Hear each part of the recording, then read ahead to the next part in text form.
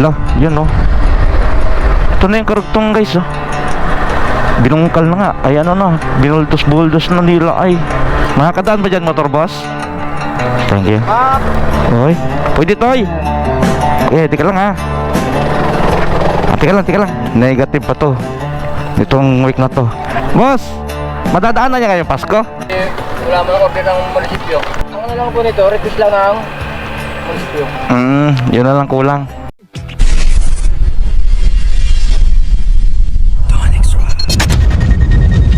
So, good morning mga undo, mga inday. So, andito na naman tayo sa Alaminos. Ito yung Petron dito. Yan, ito yung TR4 din. Yung pakanan na yan yung Alaminos Bypass Road. So, ito yung galing Santo Tomas. Then, yung diretso yun yung papuntang Alaminos Bayan. So, ngayon guys, ay bibisitahin natin ang itong bypass road na to. Itong dalawang tulay dito, no? Nakaraan kasi nung bumiyahe kami ng San Juan, doon kami pinadaan sa tulay. Yun, medyo pahirapan kasi mataas yung tulay, kaya naglagay kami ng mga bato. So ngayon, alamin natin kung ano na yung kalagayan ng tulay na yun, kung tinambakan ba nila yung dulo, kung pwede na bang daanan ng mga motorista, like mga 4 wheels. Alright, o yan guys, samahan nyo akong i-update itong Alaminos Bypass Road. Ayun oh. Alright, sa mga hindi pa nakakaalam, kanan lang kayo dito. So yun guys, kung gusto mo sumama sa biyahe ko, huwag kalimutang mag-subscribe and click the notification bell para mas updated ka sa ating mga videos. Alright, so update ko kayo mamaya guys, doon sa unahan, yung karugtong nito. Alright, so yun guys, andito tayo sa dulo. Uy, hala, naano na doon oh. Ito nga pala yung, sa mga hindi pa nakakaalam guys, yung karugtong nga pala ng bypass road na ito ay yan oh. Yan, binubuldos na nga. So ito, pabalik to ng Alaminos Bayan. Din itong sa kanan is papunta ng Lipa. So yung karugtong nito, yan, dire-diretsuin mo lang yan. Okay, tawid tayo. So dahan lang pagtawid dito ha, dahan lang. Lo, yun oh. Ito na yung karugtong guys oh. Binungkal na nga. Ay ano na, binuldos-buldos na nila ay. Yun pala yun dun. Ayan o. Then pagdating dito, kakaliwa ka. Yun yung may pick up na itim.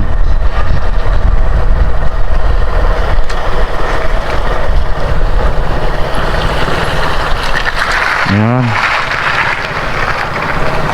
Yun, di na talaga to tatagal guys. Matatapos din to. Dito, rough road. Ganun pa rin. Pero malawak na, nabawasan na din dito yung sa kaliwa.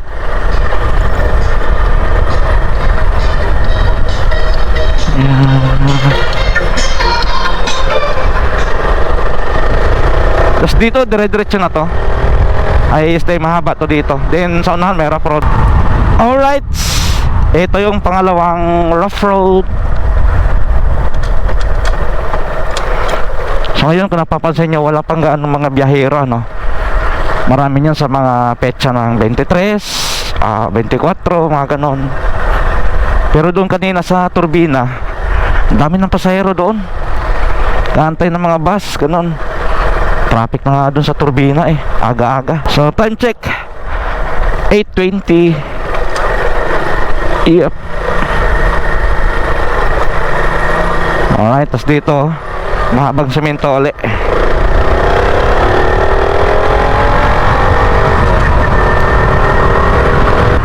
Okay, pangatlong rough road. Tahimik ngayon no. Sabado nga pala ngayon guys, December 20, 2025. Malalim dito, hindi na lang natambakan. Medyo basa yung daan. Umulan kasi kagabi. So ito din yung karugtong niya guys tingnan lang natin yung tulay kung ano ng sitwasyon dito. Pag hindi pa nalagyan yung dulo, ay negative yan. Pero pag kakaalam ko, ayusin din nila yan kung saan pwede dumaan. Silip lang. Ay, lalim. Ay, putik. Makakadaan ba dyan, motor boss? Thank you.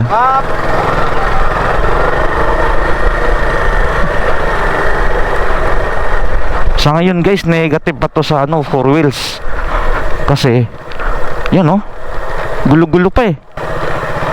Tapos dito may ginawa yung mga lokal dito na pwede mong sampahan ng motor. Yan, try natin. Dahan-dahan lang guys, maputik eh. Yeah. Bigyan na lang natin ng bariya mga bata.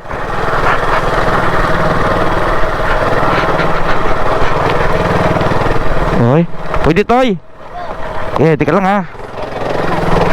Tika lang. Dito lang tayo guys. Bigyan kita bariya. Kayo lang dalawa. Padaan ako uli mamaya pagbalik ha. Hindi na ako magbabayad. Ha? Mabigyan ko kayo 20.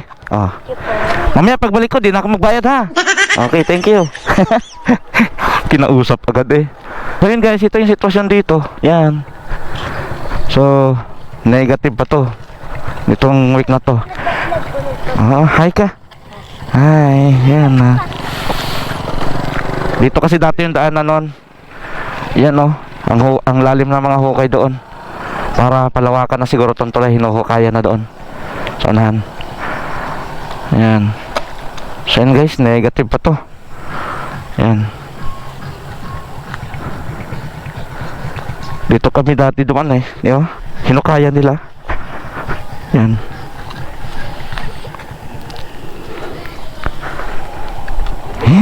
Ganda ng ngiti mo ah. Siguro pasalan na lang natin yung isang tulay. Kung ano din yung sitwasyon doon. Ito may mga linya na sana oh. Ito may ano na sa gitna. Dito oh, buo na dito oh.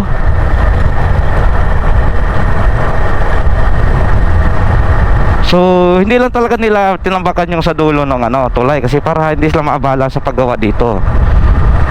Sana nga tuloy-tuloy na no, diretso yung gawa.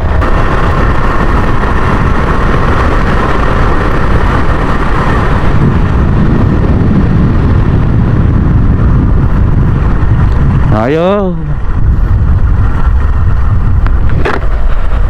So ito yung pangalawang tulay guys. Pero dito sa kaliwa okay naman yung dadaanan mo. Yan. Ito lang talagang tulay, di pa tapos. Ito malaking trabaho pa to. Yung sa kabila konti na lang yun eh. Yung dulo na lang eh. So abang-abang na lang tayo guys no, sa kikibalita na lang din tayo pagdating ng Pasko. Alright, balik na tayo. So ayun guys, ayun, yun lang muna ang ating may update patungkol dito sa bypass road na ito, na hindi pa siya passable para sa mga 4 wheels. So padadaanin na tayo ng mga bata. Binigyan natin ng bariya kanina eh. Kinontrata na agad. Boss, madadaan na niya ngayong Pasko? Hindi no? Hindi ko natin sir na siguro. Ha? Hindi ko natin masiguro kung padaan ngayong Pasko kasi wala man order ng munisipyo. Ah, ganon. Ito na lang sana kulang dito dulo no? Ang nakakapadala po dito sir ng mga sasakyan, pag-order ng munisipyo. Hindi po namin ito mapadaanan na masyado kasi hindi po ito nakaturn over sa DP. Kaya nga po. Noong November, yun, padaanan. Oo, marami nga yun dito no? Nag-request ang munisipyo. Napadaanan. Nagiging traffic ang bayan. Kasi dito pag tinambakan dito kahit madaan na lang temporary no, pwede naman ano. Daan na po, kasi noong November, daan na po ito eh.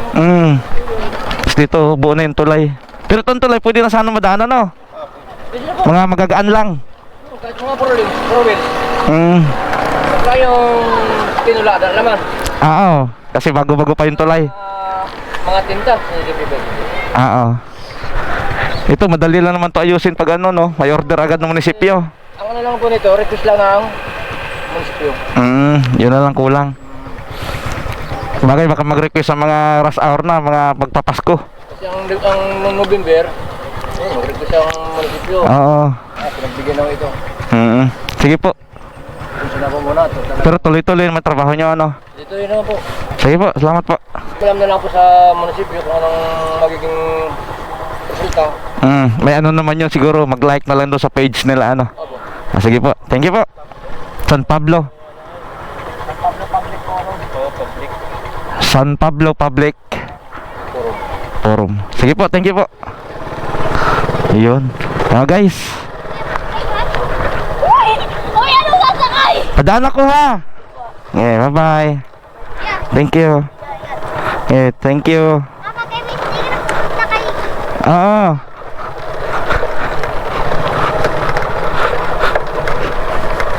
So yun guys, hanggang dito lang muna ang aking update, ano.